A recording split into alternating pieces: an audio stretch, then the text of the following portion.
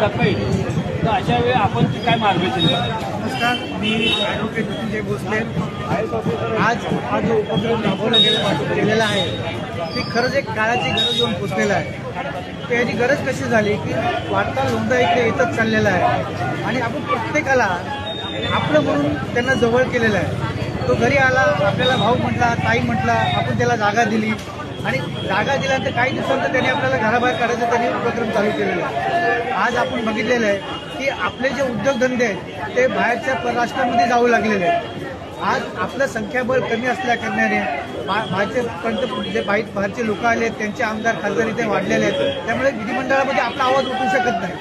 मग कुठेतरी जेव्हा तुम्हाला कायदा करायचा झाला तर तुम्हाला तो संशोधित केला पाहिजे, तर मानताना तुमची माणसं पाहिजे. आणि अशा वेळेस जर तुम्ही जो आज कार्यक्रम घेतलेला आहे त्याच्यामध्ये जर आपण आमदार खासदार जर दुसऱ्या राष्ट्राचे असतील तर मला वाटतं की आपण हे आंदोलन यशस्वी होऊ शकतात. आणि त्याच्यासाठी आपले आमदार झाले पाहिजेत, आपले खासदार झाले पाहिजेत, याकडे आपण लक्ष दिलं पाहिजे.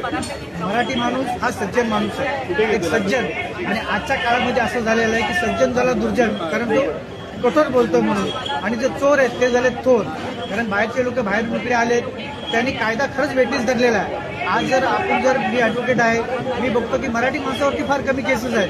पण बाकीच्या मी असं बोलणं म्हणजे चुकीचे होईल, कुठल्या कम्युनिटीवरती बोलत नाही किंवा कुठल्या एका विशिष्ट परिवारावरती बोलत नाही, पण मराठी माणूस सोडून त्यांच्यावरती जास्तीत जास्त केस आहेत.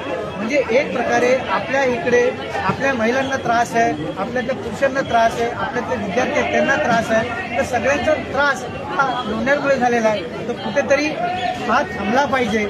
आणि मी आजच्या आंदोलनासाठी आलेलो आहे ते फक्त आणि फक्त माझ्यासाठी आलेलो आहे. आणि त्यात माझे मित्र सुनील साळुंखे यांनी मला सांगितलं की असं आंदोलन आहे आणि या आंदोलनामध्ये मी भाग घेऊ शकलो, त्याबद्दल त्यांचं खूप खूप धन्यवाद.